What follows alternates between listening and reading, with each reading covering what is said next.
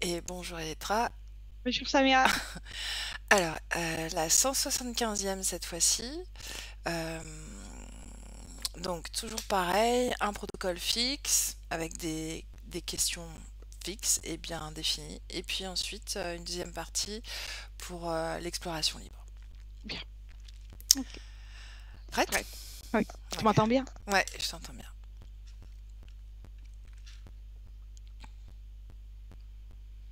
Ok. Donc, Elettra, tu détends et je compte de 3 à 1. 3,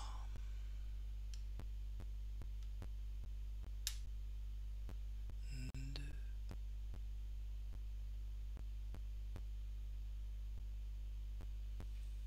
Mais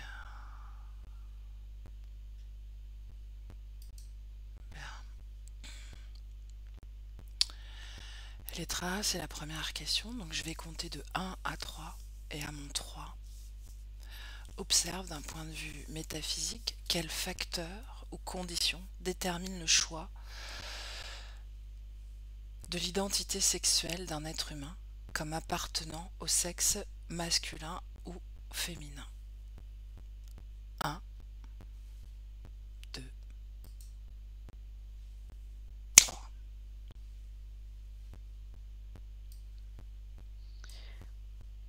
La première chose que j'ai vue, c'est comme une, euh, un lien entre la partie subliminale et, et la personne, l'enfant, le fœtus qui se prépare. Mais pour le moment, j'ai eu que cette image, un lien qui s'est créé, comme, comme si c'était un lien direct, une voie ferrée qui part entre la partie subliminale. Une résonance. Ok, Et bien. puis, je vois d'autres situations dans lesquelles il y a toujours ce lien qui s'est créé direct. Quand c'est le lien de la sexualité. Et je le vois tous dans chacun d'une couleur différente, comme si ce sont des facteurs différents. Et quand tu dis chacun, tu parles de quoi? Euh, j'ai j'ai l'image de plusieurs personnes, Ok, de plusieurs parties subliminales qui se préparent et sont tous comme des caractéristiques et toujours ce même lien, mais avec des couleurs différentes et des informations inscrites différentes. d'accord. Ok, bien. Quels facteurs ou conditions détermine chez l'être humain le sentiment d'appartenance au genre masculin ou féminin ou non binaire, d'un point de vue culturel et non biologique, seulement culturel. Si tu as besoin que je répète la question, tu me le dis. Les, les débuts de la phrase, s'il te plaît. Mhm. Quelles conditions déterminent chez l'être humain le sentiment d'appartenir à un genre masculin, féminin ou non binaire, d'un point de vue culturel seulement, non biologique? Culturel, moi je vois quelque part, j'ai eu de suite l'éducation, mais ce n'est pas, je ne vois pas un lien, un rapport avec ça. Non. Non. Dans très peu de cas, un petit pourcentage, je vois que selon la culture, donc l'éducation, l'environnement dans lequel la personne Mhm. grandit, ça peut avoir une influence, mais non, parce que je le vois plus à l'intérieur que c'est comme quelque chose de plus qui fait partie plutôt de l'essence et D'accord. pas de l'environnement. Ok. Maintenant, je vais compter de 1 à 3 et à mon 3, tu te connectes au terme homosexualité. Tu me diras ce que tu perçois d'un point de vue purement énergétique. D'accord? Seulement énergétique. 1, 2. Oui, c'est euh, vraiment avec les mots, uniquement avec les mots. euh, je vois euh, comme de partie subliminale, Mhm, non, une partie subliminale mhm. qui, qui, comment dire, qui fait comme un demi-tour, comme si elle se dirige euh, vers quelque chose qui lui ressemble. Mais je n'arrive pas à trouver dans à, à travers les mots la même, comment le significat, ce que veut dire la parole pour nous, en fait. Il y a comme une dissonance entre dans les terres par rapport à ce qui est dans les terres avec les mots, ce mot-là. C'est un changement de direction. Voilà, c'est juste ça, Ok, autrement. ok. Est-ce que tu vois autre chose? Non, non, Bien, pas avec ce mot. ok. Maintenant, observe la relation entre la partie subliminale et l'homosexualité dans une perspective générique et non individuelle. Qu'est-ce que tu perçois? Que pour la partie subliminale, au moins au niveau général, c'est quelque chose qui n'est pas, comment dire, ça lui est égal en fait.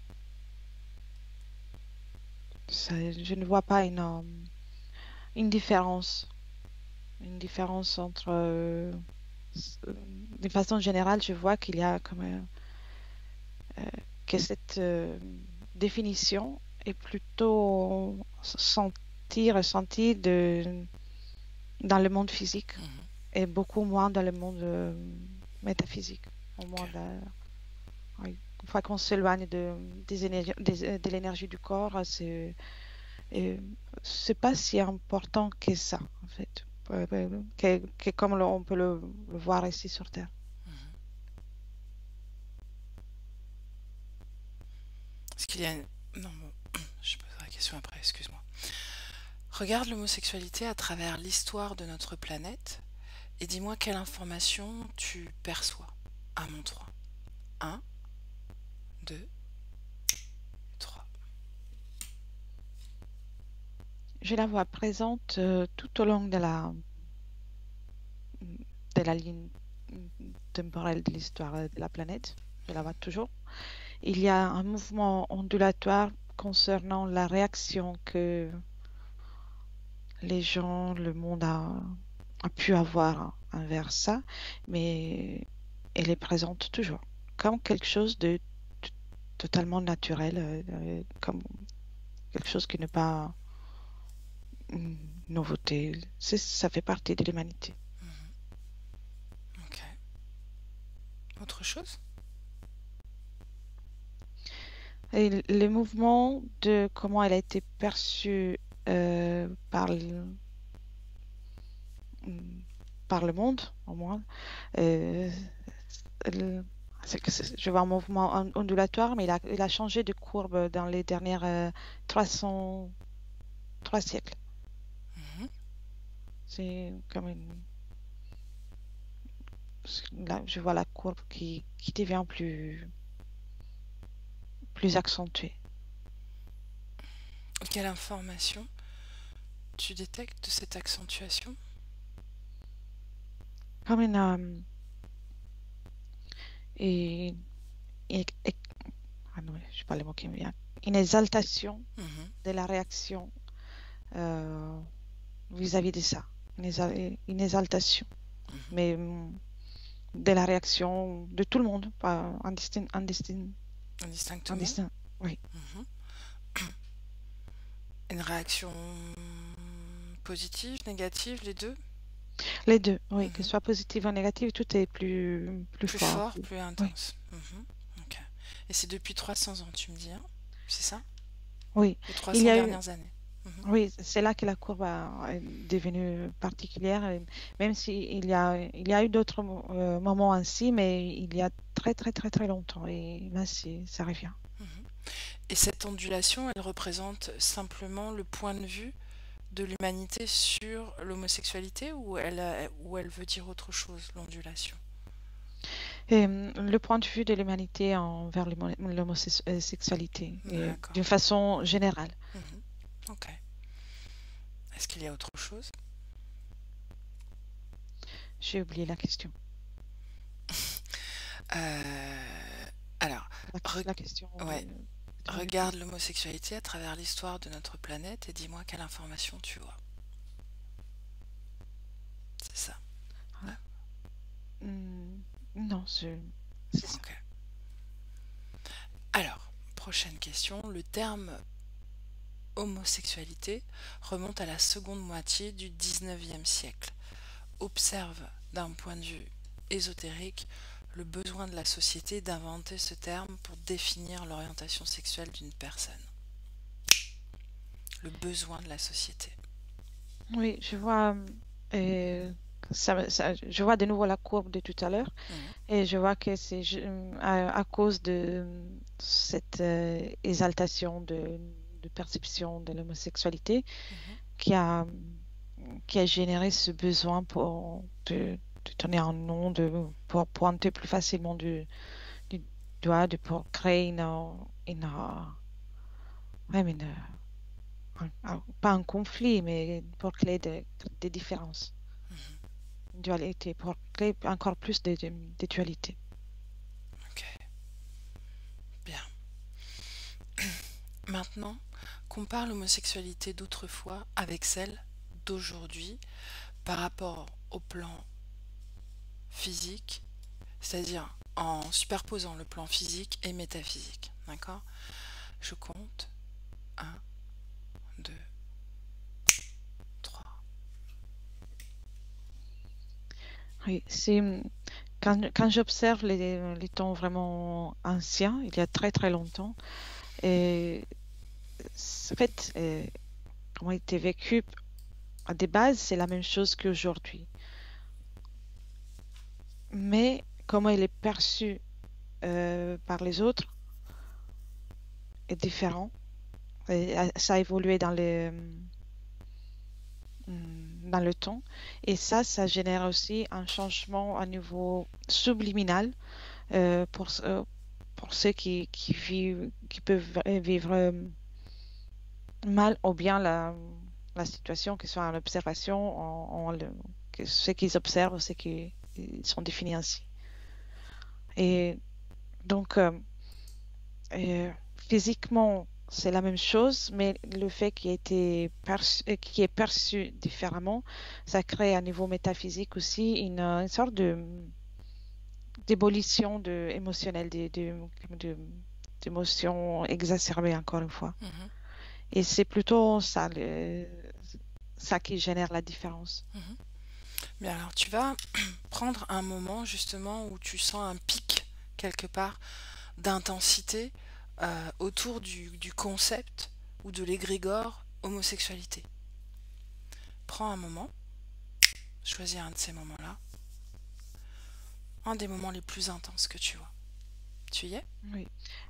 J'ai l'année 1958. Ok. Et tu vas prendre, comme tu sais, de la hauteur, comme si tu dominais toute la situation ésotérique que tu veux observer. Oui, Est-ce qu'il y a une influence extérieure, physique ou subliminale sur ce pic qui se produit à ce moment-là? oui, oui. À niveau subliminal, Mhm, il y a soit une influence, comme si, en observant de là, je vois que le fait qu'il y a cette courbe, qu'il y a ce pic, c'est euh, quelque chose qui a été fomenté. mhm. Ouais, c'est tout à fait le terme. Faut monter. Et pour que ça devienne ainsi. Et puis, je vois aussi que au niveau subliminal, il y a quelque chose qui profite de tout ça. Si tu regardes tous les différents pics que tu vois, est-ce que ce sont toujours les mêmes? Et ceux qui interviennent à niveau subliminal, Ceux qui provoquent ce pic, ouais, au niveau euh, subliminal? non, non, Non. non, je ne vois plusieurs, en plus, en particulier à partir de 58 jusqu'à aujourd'hui, je vois encore trois pics euh, qui est plutôt élevés et je vois impliquer des entités ou des êtres différents. Mhm. Quel type de groupe tu vois, de race? Le premier que j'ai eu, c'était des humanoïdes. Mhm. Les autres sont humanoïdes et insectoïdes. Mhm. Et les derniers, dans les dernières années, je vois encore un pic et c'est des reptiloïdes. Ok, bien. Déconnecte, Elettra. Oui, Reviens à toi. Comment tu te sens? très bien. Ok. J'aimerais qu'on trouve le premier homosexuel sur Terre.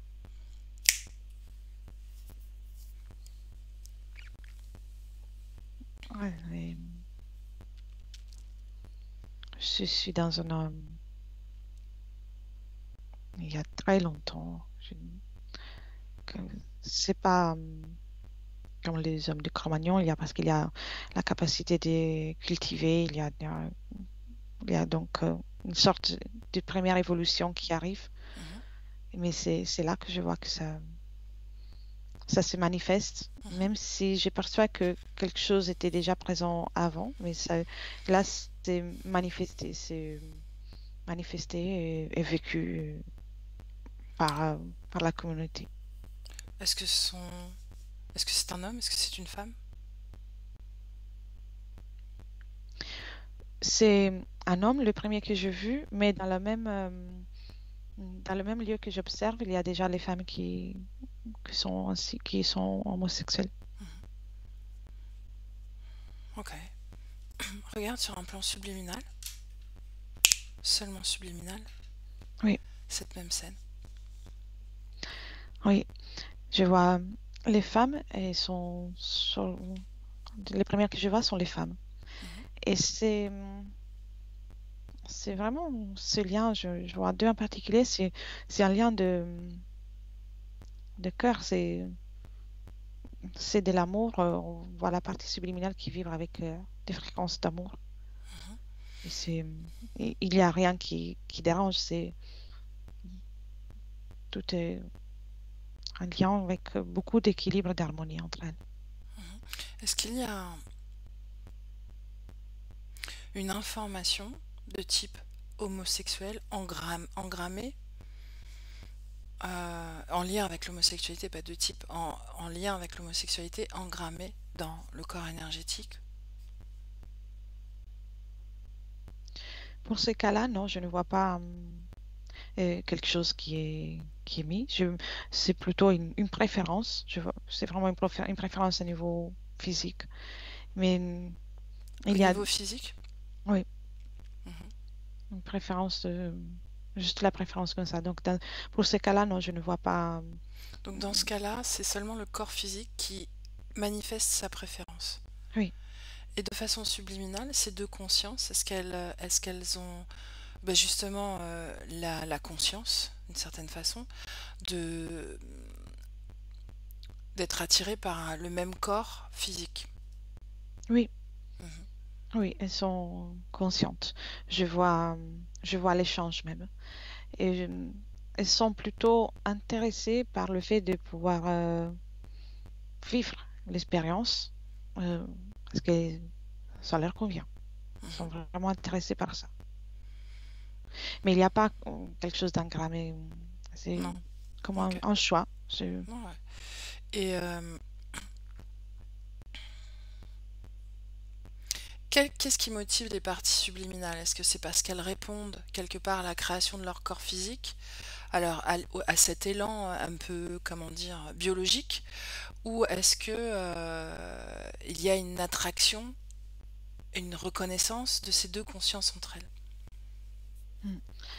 Et le- l'attraction au niveau physique, biologique, c'est une conséquence de, oui, c'est une conséquence de choix qu'elles ont fait. Ok. Et, et les choix qu'ils font au niveau subliminal, c'est pas, oui, et pour ce couple que je vois, c'est pas, ils sont pas quelqu'un qui s'est déjà connu, par exemple, dans des autres incarnations, mais c'est une compatibilité fréquentielle et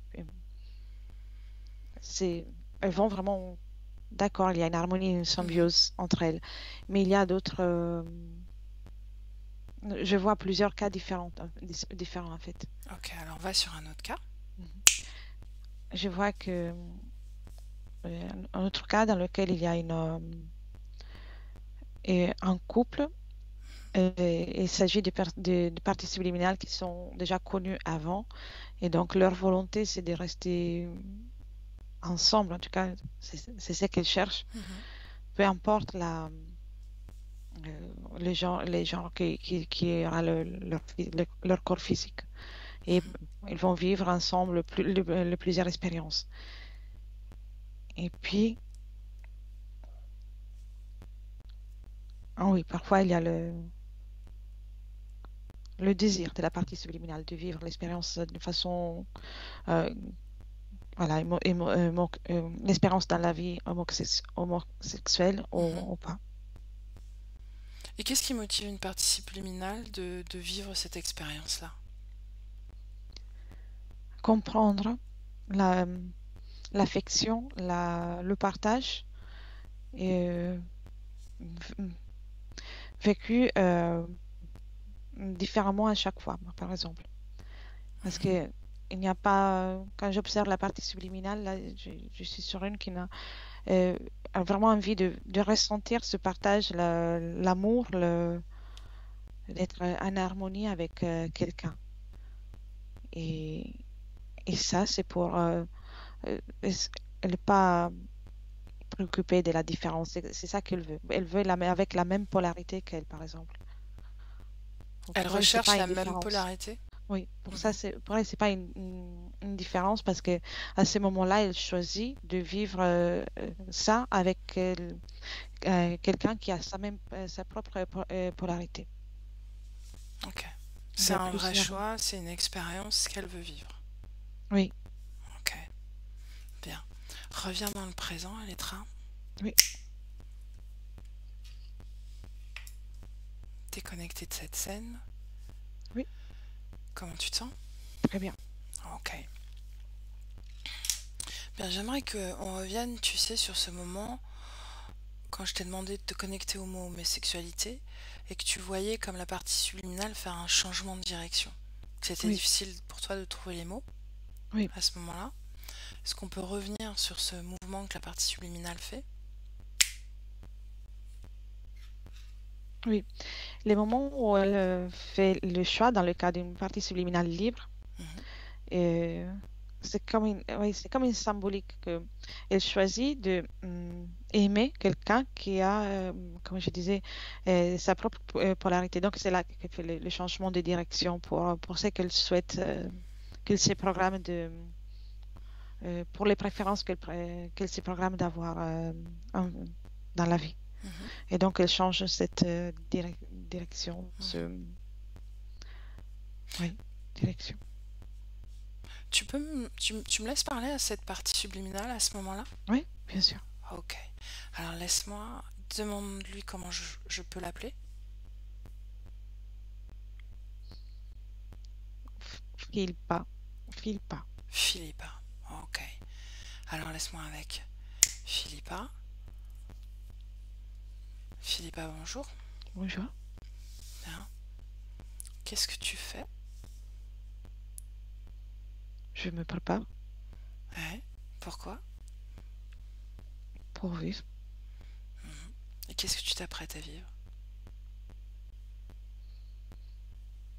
Je n'ai pas encore tout choisi. Je m'organise, Qu'est-ce que tu mais as... Oui, dis-moi. je veux être libre, toujours libre.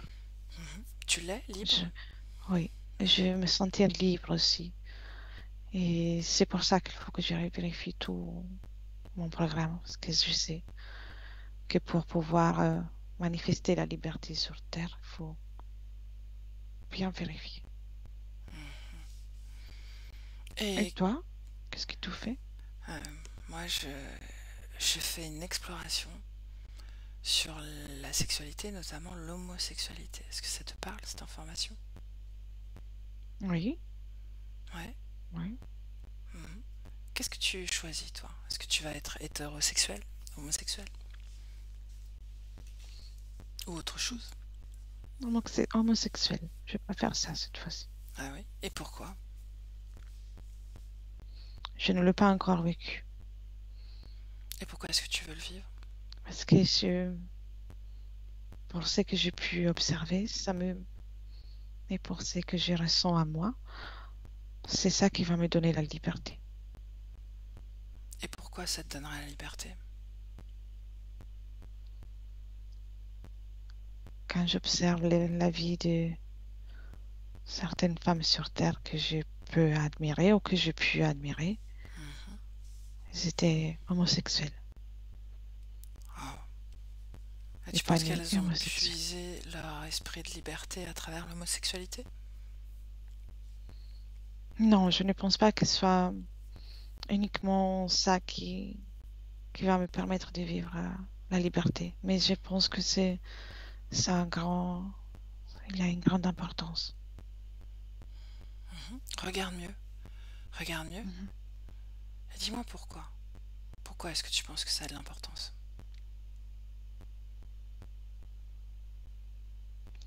Parce que je n'ai pas envie d'être comme tout le monde veut qu'on soit.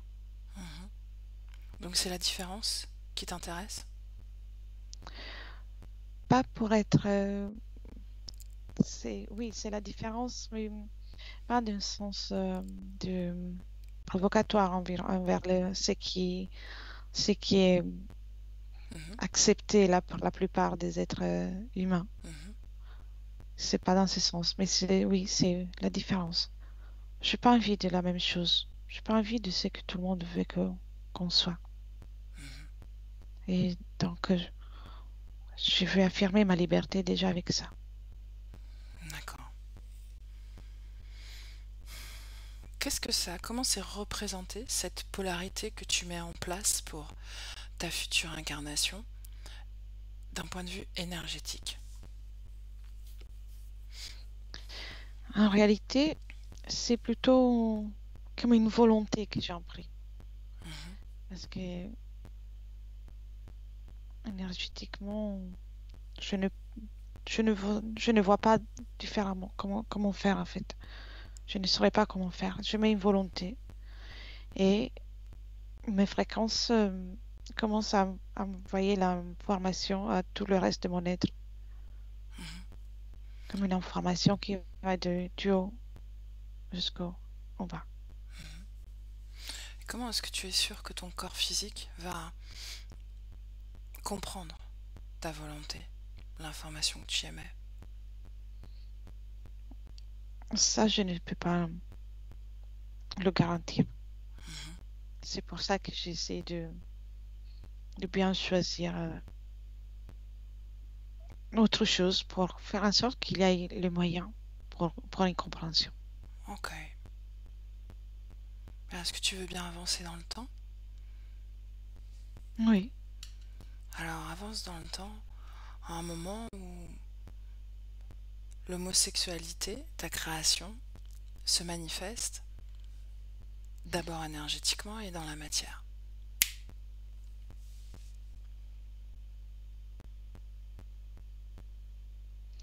dans la matière de suite. Ouais. Même il est en mieux, c'est présent, mais ce n'est pas encore manifeste. Parce que je me vois petite. Mhm. J'ai je vois soit le moment dans lequel je nais, parce que c'est là, mais ça commence à se manifester à l'âge des 4 ans. Quelle information subconsciente ton, ton corps reçoit de ta propre volonté? Quand je suis à la compagnie féminine, avec mes amis à l'école maternelle, je sens comme le cœur qui bat. Et ça me plaît. Et c'est ça. Ça part de l'énergie que j'ai créée, de l'information que j'ai créée, que je te disais tout à l'heure. Et quand je regarde mes camarades, je suis contente. Bien. Est-ce que tu es d'accord pour aller à un moment important, un autre moment important autour de ta sexualité? Oui. Je suis au collège. C'est plus dur.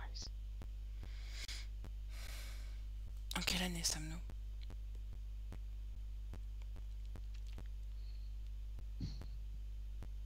2035. 2035. Pourquoi est-ce que c'est plus dur? Tu sais ce que j'aimais ressentir en regardant Non, dis-moi. mes amis? On fait comme un coup de foudre, tomber amoureuse. Bah, ils s'apprécient pas toutes. Donc tu expérimentes les peines de cœur? Ouais. Mais ça, c'est juste un sentiment amoureux. Ça n'a pas de lien avec ta sexualité d'une certaine façon. Ton orientation sexuelle en tout cas. Oui ou non? Non, pas que. Elle m'a humiliée devant tout le monde.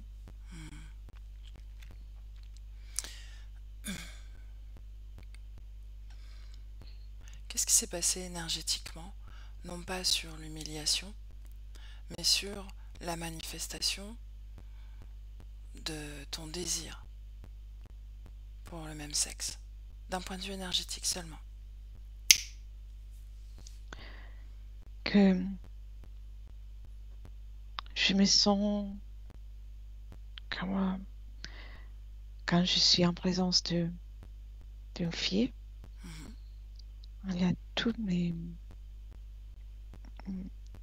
c'est pas le système nerveux, mais toute la partie énergétique qui gouverne tout ça, s'allume comme si c'était un système nerveux, mais d'une façon agréable. Et puis, donc, il y a comme une montée des fréquences. Je me sens bien et énergétiquement, j'augmente mes fréquences. Les moments où je me fais larguer, ça change. Bien. C'est moins agréable. Mais c'est beau à vivre. C'était beau à vivre jusqu'à là. Bien, va un moment de ta vie où tout est agréable.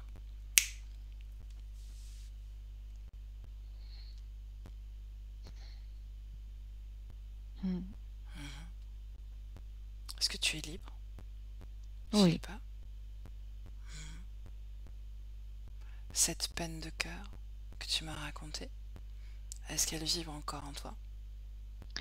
Oui, je peux dire que oui. Mais j'en ai eu même d'autres, mais je suis heureuse quand même.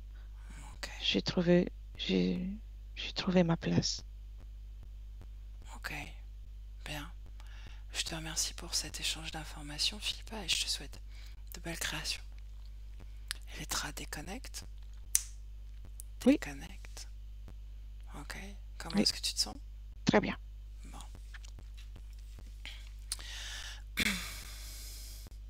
Est-ce qu'il y a une différence entre l'homosexualité masculine et féminine? Non. Non. Non, je ne vois pas une différence.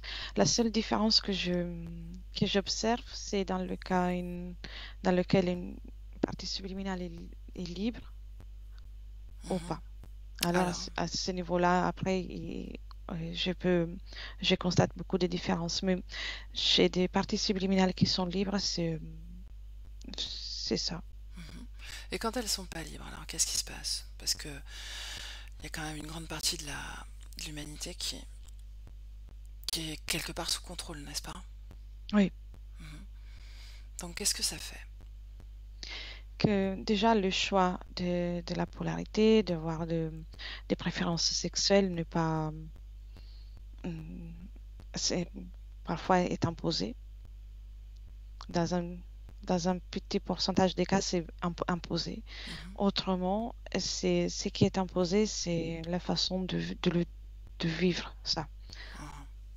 Alors comment Et, ils imposent ça? Comment ils arrivent à imposer ça? et il profite particulièrement, je vois, cette période de la courbe qui Mhm. fait en sorte que tout le monde observe d'une façon exacerbée. Mhm. Et donc, il profite de ça pour pouvoir faire en sorte que la personne euh, puisse vivre un cauchemar, ou en tout cas vivre d'une façon difficile sa sexualité. Et donc, dans le cas de l'homosexualité, Mhm. c'est d'accentuer ça, de lui le Ok. faire mal vivre. Mhm. Et comment ils l'imposent? Est-ce que c'est une forme de programmation? Est-ce que c'est... Parce qu'on a vu que c'était le choix de la partie subliminale pour une Oui. conscience libre. Comment ils arrivent à imposer ça dans la création? Ils font, euh, ils arrivent à activer les processus qui a activé que j'ai vu activer par la fille de tout à l'heure, Mhm. comme une information. Ils arrivent à activer ça à travers une technologie et des implants qui Ok. sont localisés particulièrement dans le corps mental et aussi dans le corps sexuel. Mhm. Et à travers ça, c'est des implants qui ne vont pas rester longtemps, comme une mutation. Et une mutation forcée, et puis ils enlèvent pour créer cette information. Mhm. Si tu observes cette mutation, quelle forme elle a? Et sur qui et qu'est-ce qui mute exactement? Ce qui change, c'est uniquement l'orientation sexuelle et aussi oui, la polarité, mais en partie même la polarité de la partie subliminale. Et mais c'est provisoire. Ça ne reste pas pour un temps indéterminé. Je vois que au bout de quelques vies, ça change, ou même une vie après l'autre peut changer. C'est en fonction du programme qu'ils ont pour la partie subliminale. Mhm. Et tu parles donc de la mutation. À quel endroit exactement la mutation se fait? Excuse-moi, je sais pas si j'ai tout. Oui. C'est l'information qui part du corps mental Mhm. et qui descend jusqu'au corps sexuel. Mhm. Ça implique tous les corps, comme c'est pour permettre à la partie subliminale de s'orienter spontanément, ou en tout cas avec ce changement qui doit paraître de leur point de vue le plus spontané possible. Et la polarité, quelle forme elle a énergétiquement? C'est un mouvement énergétique qui est présent particulièrement ici à niveau de la poitrine, en tout cas du cœur. Mhm. Et c'est là. Il n'y a pas une forme en particulier. Je vois qui tourne en tout cas de façon circulaire. Mhm. Donc quand c'est une polarité homosexuelle, ça tourne dans un sens, quand c'est une polarité hétérosexuelle, ça tourne dans un autre, ou c'est encore autre chose? Et non, c'est. Alors, quand c'est une polarité qui est dirigée qui a plus d'attention, d'attirance vers les femmes, ça tourne dans un sens. Et pour ceux qui ont une préférence pour les hommes, une polarité masculine, ça tourne dans l'autre. Donc, D'accord, donc juste. c'est pas l'orientation sexuelle, mais c'est l'orientation vers le type le genre en fait, en Oui, réalité. oui. Ok. l'énergie masculine ou féminine, c'est ce qui se définit comme ça. Ok. Ok, c'est intéressant. Bien. Déconnecte, Oui, Elettra, de cette scène. oui.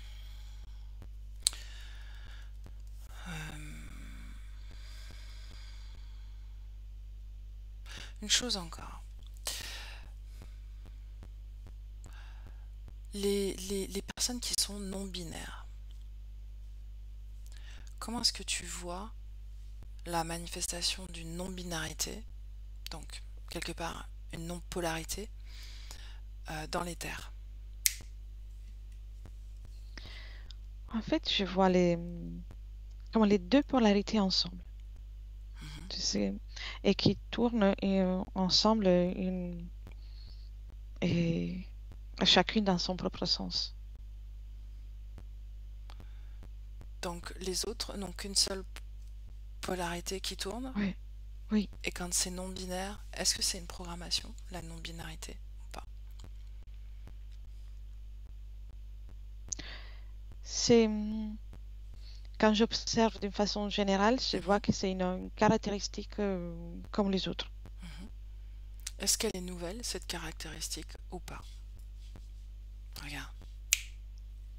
Non, non, je la vois partout dans l'histoire. Ok. Et je vois la quantité, c'est vraiment la même que pour ceux qui sont binaires. Est-ce qu'une polarité peut changer au cours d'une existence? Oui, Mhm. Regarde ce qui se passe.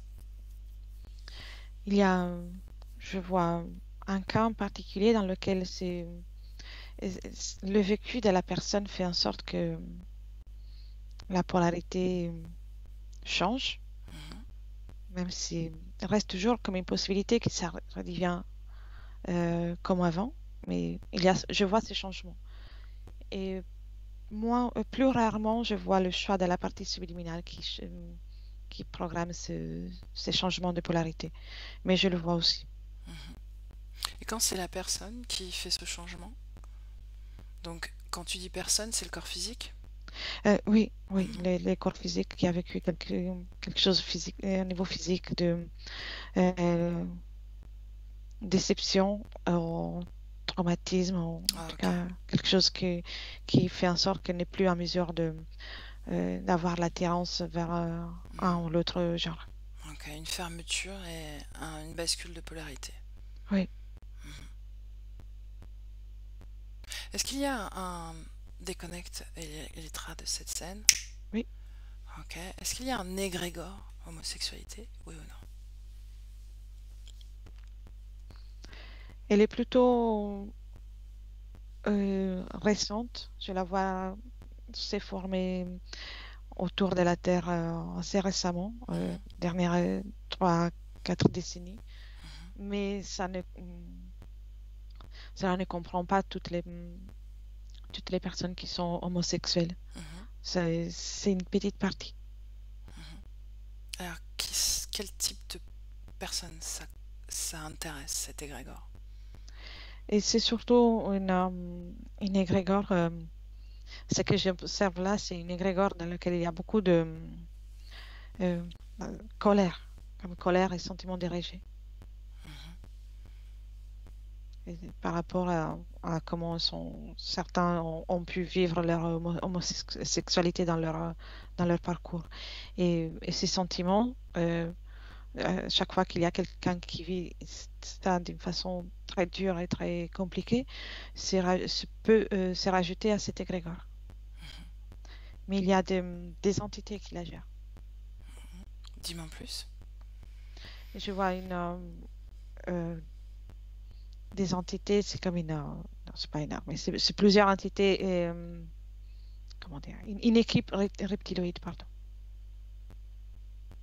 Mhm. Est-ce qu'ils agissent? Est-ce qu'ils font en sorte de seulement récupérer des choses de cet égrégore ou est-ce qu'ils font en sorte de le faire grandir, grossir? Et là où c'est possible, ils font grossir, le font agrandir. En fait, pour faire ça, ils ont besoin d'être connectés directement vers les personnes. Mhm. Et, autrement, ils sont en mesure, en tout cas, de récupérer tout ce qui est généré. Et ils essaient de se propager avec des contacts directs, des co-créations. Ok, bien. Déconnecte-toi de Oui, cet égrégore. Comment est-ce que tu te sens? bien. Ok. J'aimerais que tu t'intéresses énergétiquement seulement à cette organisation qu'on appelle LGBT. Tu connais ou pas? Oui, Ok. oui. Énergétiquement, regarde-le. Les énergies sont très variées. Je Mhm. vois comme trois, trois, non, c'est pas trois énergies en particulier.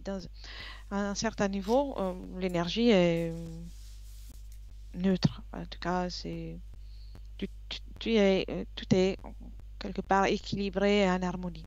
Mhm. Et c'est Mais il y quel a niveau ça? le premier. Mhm. C'est au moins, je l'observe en premier.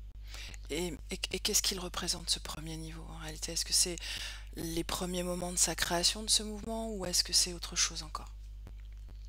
Non, c'est là, ce que j'observe le premier, c'est l'énergie qui représente cette communauté Mhm. et son énergie d'une façon générale. D'accord, ok. Donc dans sa globalité, son Oui, essence première, on va dire, c'est neutre. C'est c'est ça? neutre, neutre, équilibré, même harmonieuse, je vois. Mhm. Ok, continue. Et puis, il y a, ouais, je le vois comme des étages, même si je ne sais pas Mhm. si c'est les mots, Ok. euh, parce qu'il est toujours connecté à la communauté. Il y a euh, je vois un deuxième étage dans lequel il y a pas mal hum, ça devient gris, ça devient gris et il Mhm. y a beaucoup plus de mouvements qui est en comme en désharmonie. Mhm. Et c'est la partie qui représente la colère, surtout la colère de certains, Mhm. mais qui est de suite, c'est provoqué par quelqu'un d'autre. Donc ça représente la colère de ceux qui sont déjà accompagnés par les êtres qu'on a observés tout à Mhm. l'heure et qui puis ensuite par conséquent sont en mesure euh, on dirait de noircir la partie qui était en harmonie, Mhm. fréquentiellement d'une façon générale. Mhm. Est-ce qu'il y a un troisième niveau?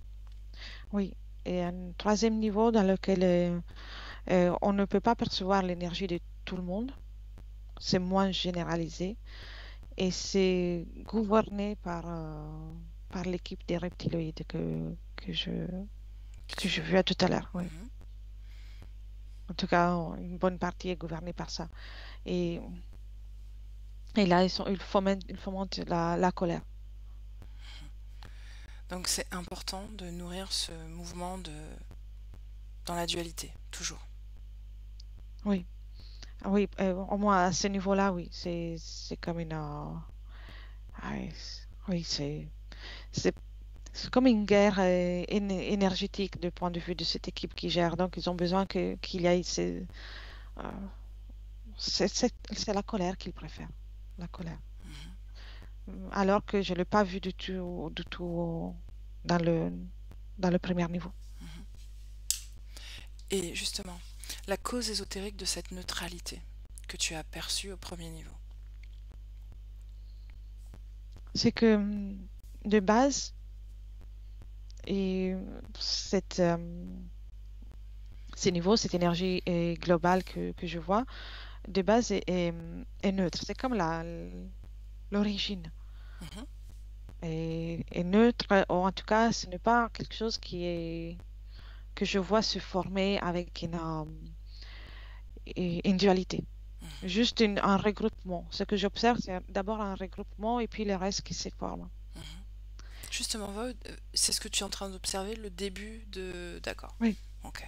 oui, je suis comme Aux oui, prémices de cette oui, organisation. oui, Mhm. La naissance, l'inspiration.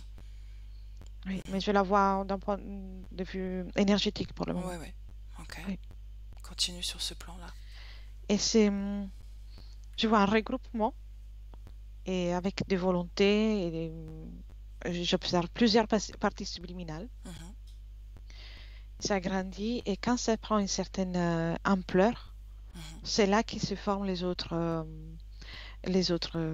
Je vais continuer de les appeler étages, je ne sais plus Mhm. comment les. Ouais, ouais, c'est très bien Et, comme ça. et, et quand j'observe l'ampleur, l'ampleur qu'elle a rejoint pour la formation des autres étages, Mhm. je vois qu'en proportion, il y a eu plusieurs personnes qui, bien sûr, étant donné qu'elle s'est formée par plusieurs parties subliminales, Mhm. et plusieurs parties subliminales n'avaient pas tout un certain équilibre ou une certaine euh, en fait, ils avaient des fréquences différentes et cette différence s'est Ok. manifestée avec les autres étages. Ok. Donc ça a créé cette disharmonie que tu vois à partir de ce deuxième étage. Oui. Est-ce qu'on peut parler d'infiltration d'une certaine façon, d'une inspiration humaine plutôt pure au final? Est-ce qu'on peut parler de ça, d'une forme d'infiltration, de contamination? Je dirais contamination parce que l'infiltration, c'est pas quelque chose qui arrivait de l'extérieur, c'est quelque Mhm. chose qui arrivait De l'intérieur. de l'intérieur parce Mhm. que certains avaient ces conditions fréquentielles. Ok, ouais, c'est intéressant. Mhm. Donc, oui, contamination. Si tu regardes justement ce mouvement, l'énergie du mouvement LGBT aujourd'hui, en 2023, Oui. quelle est la mission du mouvement aujourd'hui? De, de suite, c'est comme s'imposer, Mhm.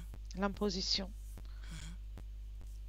Et, et et marquer une différence, alimenter une dualité. Mhm. Alors que quand j'observe à l'origine, c'est pas ça. Mhm. C'est simplement prendre sa place dans, Oui, dans, mais dans prendre, l'ensemble. oui, prendre sa place, s'affirmer, mais en, en appuyant sur le fait qu'il y a une différence. Donc, alimentant une dualité et oui, c'est vraiment ça que je vois. Ça, oui, c'est dans le présent. Alors qu'à l'origine, Oui, c'était juste l'idée de prendre sa place et justement de prendre sa place dans la société et euh, de faire en sorte d'être en harmonie avec le reste. oui, Mm. oui, exactement. Ok. Et là, aujourd'hui, je vois comme oui, Une ça devient, opposition à oui, une ça devient dualité. oui, Mhm. comme une opposition à ce qui est aussi ce que les systèmes proposent. Et mais je vois aussi que ça, c'est système. Donc c'est comme Mm. c'est Ouais. c'est comme Le une système a guerre. récupéré le, Oui, le mouvement. Ok, déconnecte-toi. oui, Et une dernière question.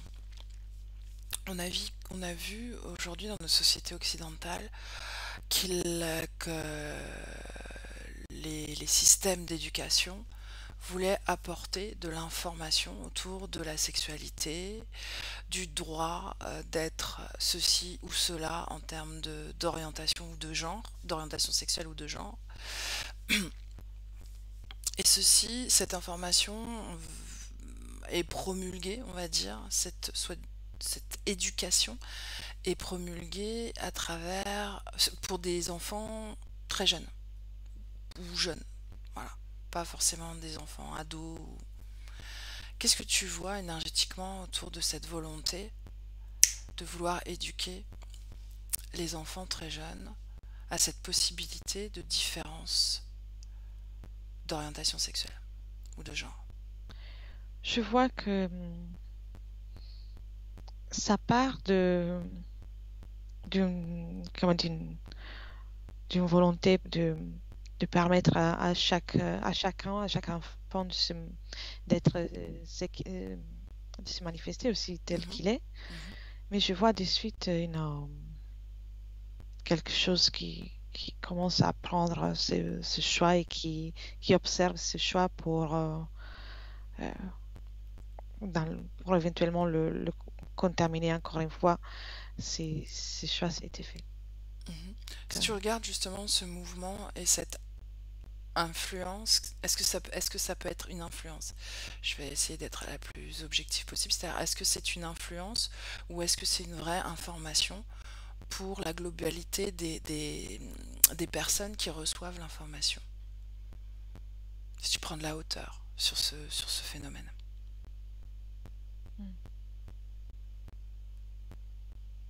Je suis pas sûre d'avoir compris Compris? la question. Ok. Donc, tu regardes un peu, tu sais, ce phénomène d'information, de Oui, volonté d'informer les jeunes sur cette orientation sexuelle en hauteur.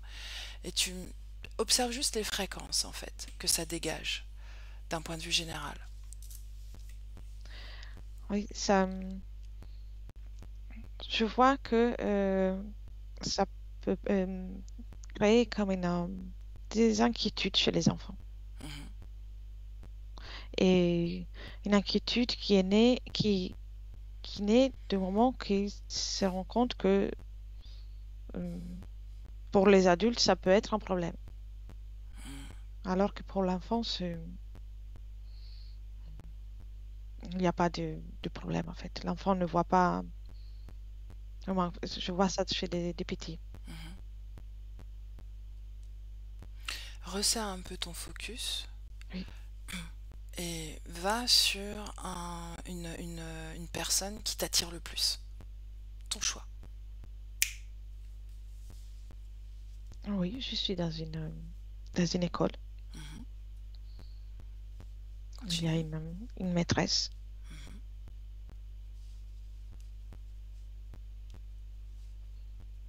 Oui. Je la vois très impliquée avec ce sujet. Mhm. Les enfants, ils ont quel âge à peu près? Et pas plus que 5 ans. Mhm.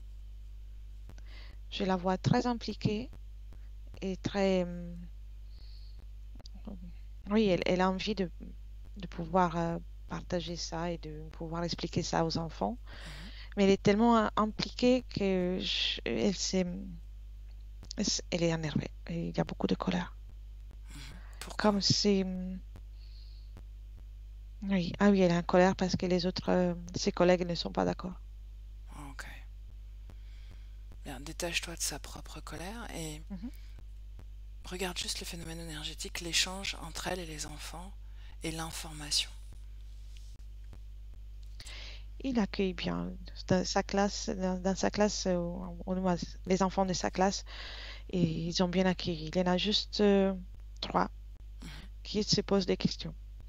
Pourquoi est-ce qu'ils se posent des questions, ces enfants-là? Qu'est-ce que ça a fait émerger chez eux? Et ça fait émerger la compréhension que, effectivement, eux, ils ont pas, ils ont des préférences homosexuelles et ça, donc ils se sont rassurés, surtout un en particulier, ils se sont rassurés en même temps, ils comprennent que ce- ils croient comprendre que c'est pas normal. Mhm. En fait, Ok, alors qu'elle essaie de lui montrer de lui faire comprendre que c'est normal, lui il comprend, le il contraire. perçoit une différence. Ok. Autre chose? Est-ce que tu vois autre chose? Que les autres deux, il y a d'autres, encore deux enfants, un garçon et une fille homosexuels, et pour eux, l'information ils prennent l'information de la maîtresse sans, sans inquiétude. Et donc, ils, euh, ils se sont réconfortés par ça. Mhm. Maintenant, on reprend un focus beaucoup plus éloigné, tu sais. Tu vas comme reprendre ta position sur la généralité de ce phénomène de vouloir informer les enfants Oui, en hauteur. oui. Et tu vas avancer dans le temps. Par exemple, je sais pas, 10, 20 ans plus tard, et regarder cette espèce d'égrégore en fait que tu as observé, ou ce phénomène d'information, quel impact, ou quelle couleur, dans quelle couleur il s'est transformé. Est-ce que c'est clair? Oui, oui, oui. Ouais. L'égrégore a toujours la même taille, en fait. Mhm, Je ne le vois pas grandir. mhm, Elle a changé la couleur mhm. et je la vois violet. L'information contenue dans cet égrégore? Oui, ça a changé la couleur. Elle n'est plus grise foncée. Elle est violet. Mais Mais quelle information? l'information est toujours la colère, en fait, la colère que je voyais tout à l'heure. C'est ça l'égrégore que je devais regarder? Oui, Oui, ok. oui, oui. La colère est toujours là, mais elle est plus faible. Elle est moins forte. Mhm, Elle a, on n'a pas été, cet égrégore-là n'a pas été alimenté plus que ça. mhm. Quelle est la fréquence de la couleur violette?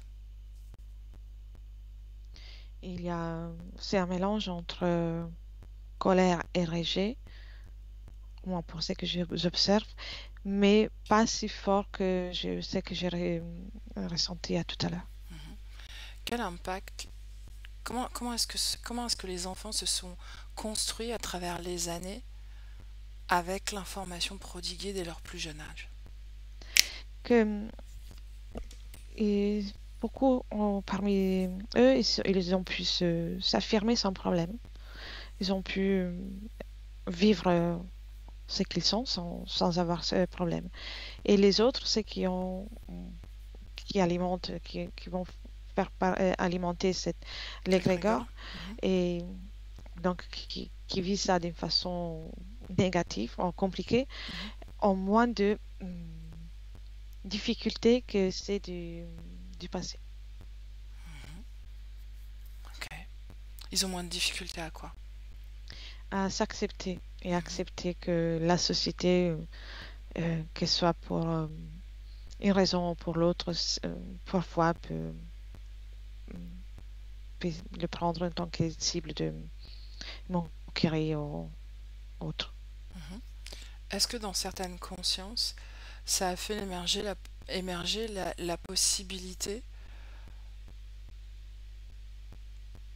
Est-ce Oui, que ça a mis du désordre en fait dans cette organisation de polarité de base qui était comme innée dans les consciences?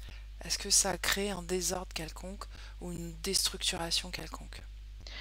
et il y a eu ça, mais avec un pourcentage très, très petit, en fait. Mhm, Le désordre, la confusion, c'est plutôt dans le plan physique, donc dans ce qui est la pensée de la personne, mais au niveau de la conscience, au niveau subtil, la, la préférence reste ce qui était prévu. mhm.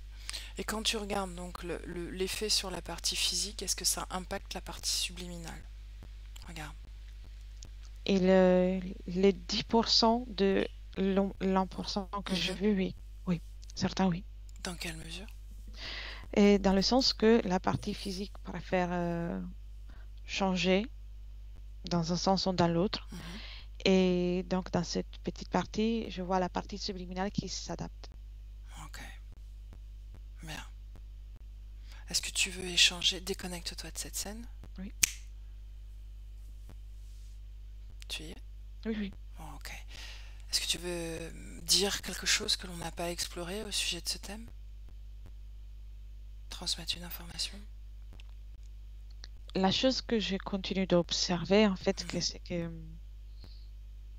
quand soit que je m'approche ou je prends de l'auteur, c'est que tout est souligné, surtout à niveau physique, d'un point de vue, en fait, dans la matière. Parce que quand j'observe les parties subliminales, il y a beaucoup moins d'inquiétude vis-à-vis de ça. Comme mhm, si c'était. Ouais, quand j'observe là, c'est normal. Alors que dans la vie terrestre, il y a encore je vois comment dire, souligner une différence. mhm, Et dans les parties subliminales, je ne perçois pas ça. mhm. C'est une possibilité. Pour la partie subliminale, c'est une possibilité. Pourtant, elle contribue tout. Il y a quand même une grosse contribution maintenant à nourrir une forme de dualité à travers cette orientation, enfin, l'orientation sexuelle, quelle qu'elle soit en fait. Oui, oui, oui, que ce soit Mhm, dans un sens ou dans l'autre, mhm, C'est ça que je perçois que c'est beaucoup plus fort par rapport à ce que j'observe dans les terres. Bien. Prête à rentrer, Elettra? Oui, oui, Alors, déconnecte-toi. oui. Déconnecter. Et ça, c'est le 1. Déconnecter de tout et de tous, Elettra. Et avec le 2, tu reviens dans ta création, ton espace énergétique, ta fréquence. Et elle circule dans tout ton corps, des pieds à la tête. Et chaque respiration impulse cette fréquence à toutes tes cellules éthériques et physiques. Et tu te sens parfaitement ancré à ton corps, à l'équilibre, légère, puissante et forte. Toute trace de fatigue disparaissent. Tu te sens parfaitement bien, parfaitement à l'équilibre. Et avec le 3, avec moi. Hello. Comment tu te sens? Bien, Bon. très bien. Je te remercie, Elettra. Encore Merci à toi. une investigation intéressante. Je te salue et à la prochaine. Alla prochaine, merci Samia. Salut. Benvenuto a questo nuovo video di Disclosures. Oggi parliamo della cosiddetta sessione di ipnosi investigativa. In realtà non esiste una sessione di ipnosi investigativa. Non che non si possa fare investigazione di ipnosi, però è che non esiste una sola sessione di ipnosi per dire si è fatta investigazione, per prendere quell'informazione come buona. Perché? Sappiamo intanto che l'informazione che arriva in ipnosi è molto contaminata, la percentuale di inquinamento dell'informazione è altissima. Pensate a questa informazione che viaggia per tantissime dimensioni, attraversa densità, passa per coscienze che volontariamente o involontariamente possono distorcerla e poi arriva infine alla persona che sta in ipnosi, che ha una coscienza, ha una mente, ha un'esperienza e interpreta questa informazione secondo la sua struttura mentale, secondo le sue credenze, che per quanto si possa essere più o meno liberi mentalmente, liberi pensatori, sempre c'è una parte subliminale che interpreta in base all'educazione ricevuta, alla cultura e perché no, anche tutte le esperienze di esistenze passate che ancora lasciano un segno in noi. Per capirci, è come se dovessimo parlare con un'altra persona immersi nell'acqua, a qualche metro di distanza, cercando di utilizzare un mezzo, che è quello della corda vocale, che è fatto per produrre suoni da trasmettere nell'aria. Noi stiamo utilizzando questo strumento per far passare un'onda sonora nell'acqua o in un liquido. Chiaramente il suono viene completamente distorto, sempre ammesso che sia per il nostro corpo facile e non difficoltoso poterlo fare senza avere dei problemi come ingurgitare acqua o eccetera. Ma non solo. Supponiamo che per questo tipo di comunicazione utilizziamo anche due lingue diverse, per esempio un italiano e un russo o un giapponese. Per quanto possiamo anche interpretare il labiale, non possiamo capire quello che ci sta dicendo, perché la lingua è diversa. La lingua, diciamo, da dove parte l'informazione a dove arriva è completamente diversa, il codice, il linguaggio è diverso. Ma possiamo anche cercare di capirci attraverso i gesti, attraverso le espressioni facciali. Per quanto sia ipoteticamente facile poterlo fare sott'acqua, però non dobbiamo dimenticare che l'acqua non è l'aria e può distorcere l'immagine, ma non solo.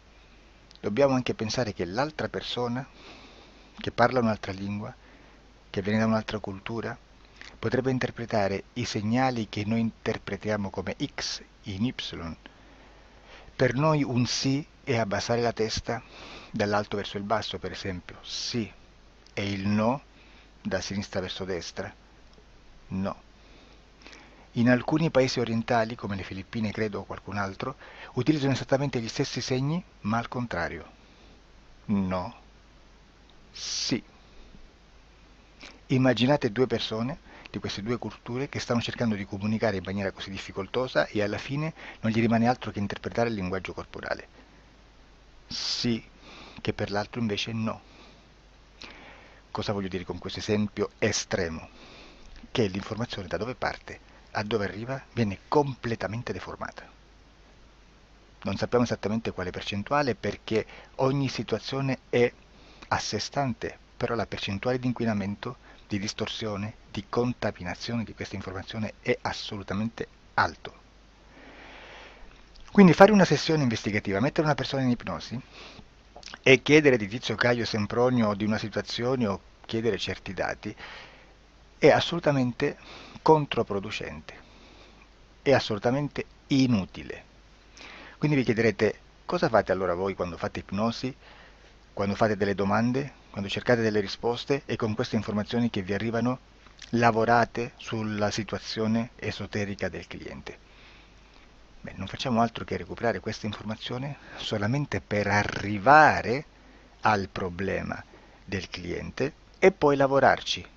Quindi il valore dell'informazione non è quello di un'istruzione, quello di memorizzare dei dati e di prenderli per buoni, ma è un veicolo di movimento, di trasporto verso la causa del problema per poi lavorarci. Quindi lo scopo di questo tipo di informazione che si prende dalla singola sessione è completamente un altro. Come si fa quindi? Investigazione in ipnosi. Il lavoro non è semplice, il lavoro è lungo, difficoltoso, stancante.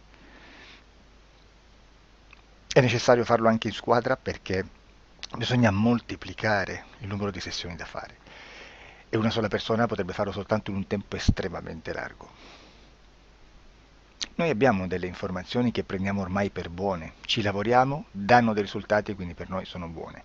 E come abbiamo fatto ad avere queste informazioni? Per esempio, come facciamo a sapere che un extraterrestre chiamato il cosiddetto grigio è più o meno alto X, poi ci sono magari quelli anche un po' più alti, ma hanno un corpo strano, hanno una pelle grigio-verde, hanno degli occhi grandi a mandorla, neri, senza una pupilla visibile, non hanno quasi bocca né naso né orecchie, hanno soltanto delle fessure, non hanno organi genitali, hanno degli arti molto più lunghi rispetto alla proporzione che potrebbe avere il corpo umano e di solito hanno meno dita delle 5 del corpo umano, eccetera, eccetera, eccetera. O se no prendiamo un altro tipo di essere che possiamo incontrare in ipnosi, come facciamo a dire che hanno delle somiglianze con i rettili, gli animali rettili terrestri o gli invertebrati, gli insetti terrestri?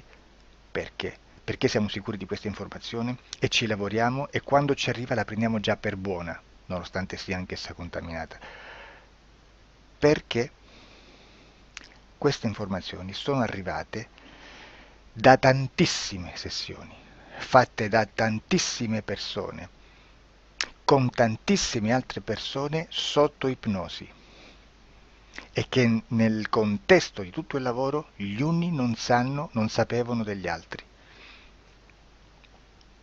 Questo dato può essere più o meno rilevante, sempre c'è contaminazione e quindi possiamo prendere per buono anche un gruppo di lavoro dove l'uno possa sapere dell'altro. Ci potrebbe essere una contaminazione del contesto di quel gruppo di lavoro, ma si aggiunge semplicemente una piccola percentuale di questa contaminazione a già la grande che esiste. Non è così impossibile lavorarci.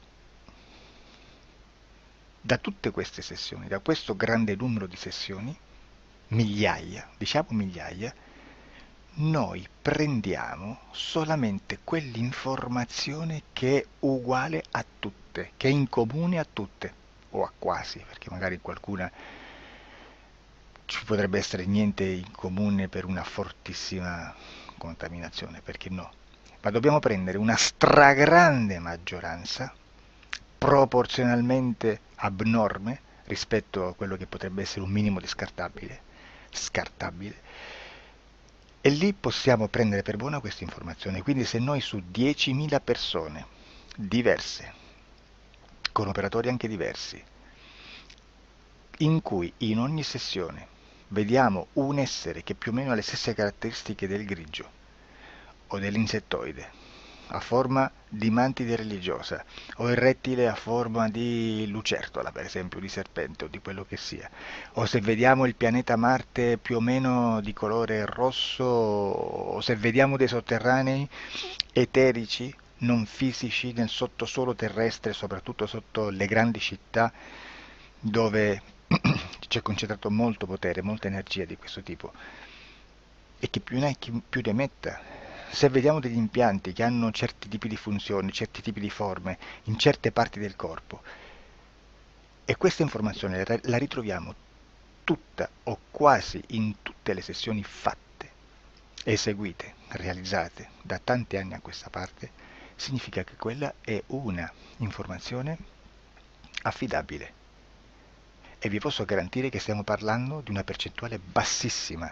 Su un 100% staremo, credo, forse più in basso di un 3, di un 2-3%. Immaginate, tutto il resto è spazzatura, è informazione spazzatura. Sì, spazzatura.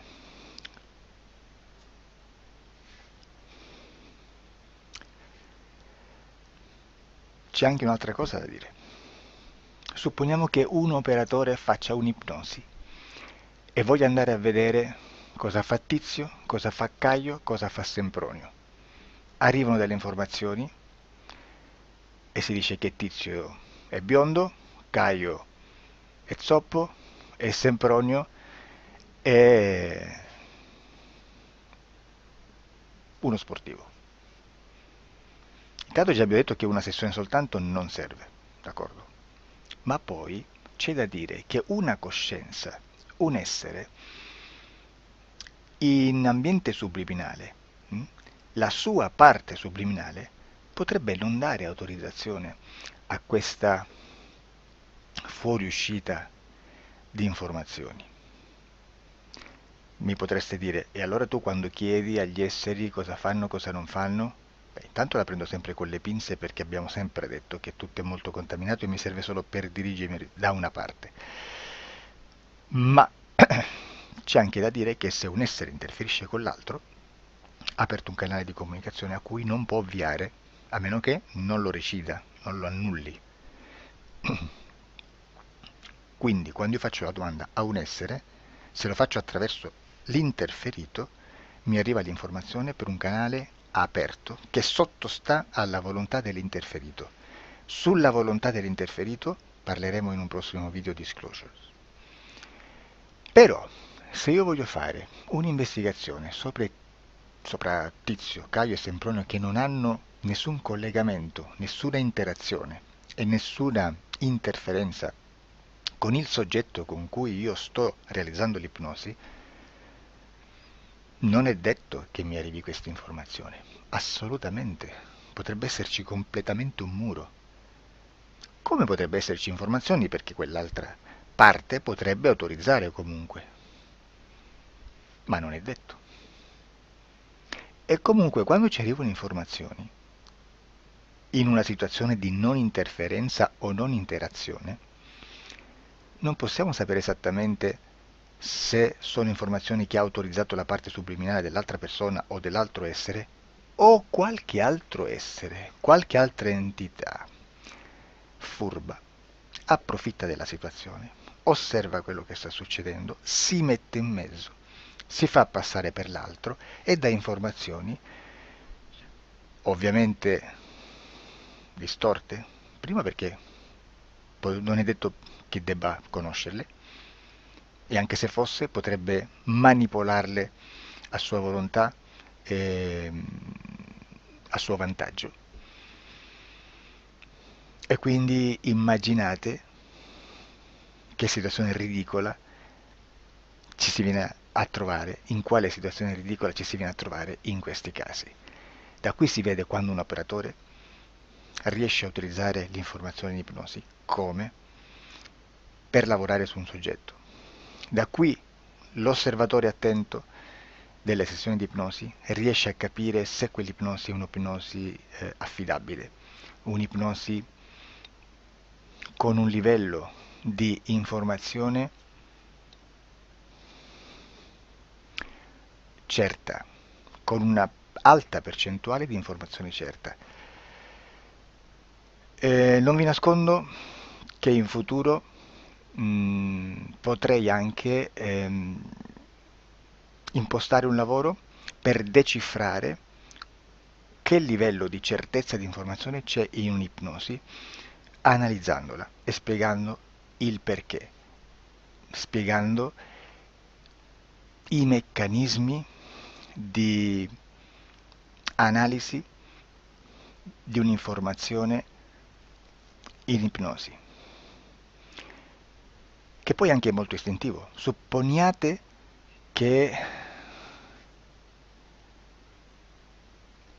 Supponiamo che dobbiamo cercare un'informazione su internet, per esempio un fatto di cronaca.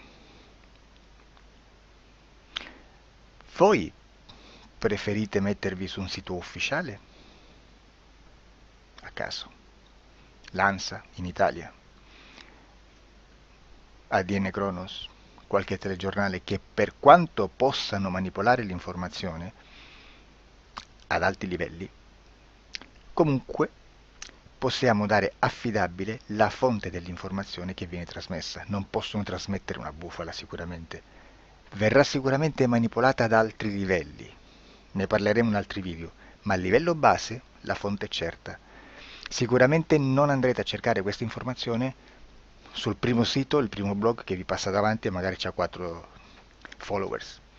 Perché? Perché non vi dà nessuna garanzia della certezza della fonte. Non c'è un controllo né nella struttura interna di questa agenzia di informazione e né dal grande pubblico, che per la quantità di persone che attingono quell'informazione si può dedurre se l'informazione è certa o meno, perché è un'informazione che passa in un pubblico così vasto che se ci dovesse essere una distorsione con la realtà è molto probabile che venga fuori. Credo che abbia detto quasi tutto sulle sessioni investigative. Prima di chiudere aggiungo che proprio per questo stiamo conducendo dei cicli di investigazione in ipnosi regressiva che comprendono tante sessioni con persone diverse, con una buona o eccellente suscettibilità ipnotica sicuramente, per poter indagare su spazi ristretti su alcuni temi. Perché dico spazi ristretti? Perché se andiamo a prendere eventi grandi nel tempo, nello spazio, storici, parlare di qualcosa di molto generico implica una quantità di sessioni abnorme. Immaginate se dovessimo fare una sessione investigativa sui buchi neri, quanta informazione ci sarebbe e quante informazioni da filtrare. Sarebbe quasi impossibile farlo in questa maniera. Ma se noi riduciamo lo spazio di investigazione, se noi prendiamo per esempio, investighiamo sulla pedofilia nella Chiesa Cattolica, ecco, se già restringiamo il campo d'azione è molto più facile che possiamo attingere informazioni affidabili, presuntamente affidabili, con un numero di sessioni sicuramente alte, ma ridotte rispetto ad altri tipi di sessioni molto più generiche, su temi molto più generici. Quindi per fare anche delle investigazioni su temi molto generici bisogna suddividerli in temi, in dettagli, per poi alla fine, quando tutta l'informazione è stata filtrata ed è stata dedotta l'informazione comune, si possono mettere insieme per cominciare a costruire il quadro, mettere insieme tutti i puzzles. Questo è il vero senso dell'informazione in ipnosi, quando si fa ipnosi investigativa. La sessione per risolvere una problematica, un problema, con una presunta origine esoterica di un cliente, di una persona, è un'altra cosa, sono altri metodi, altre tecniche e l'informazione si usa in un'altra maniera, ha un altro scopo. Grazie, ci vediamo al prossimo video. Disclosure. Ciao.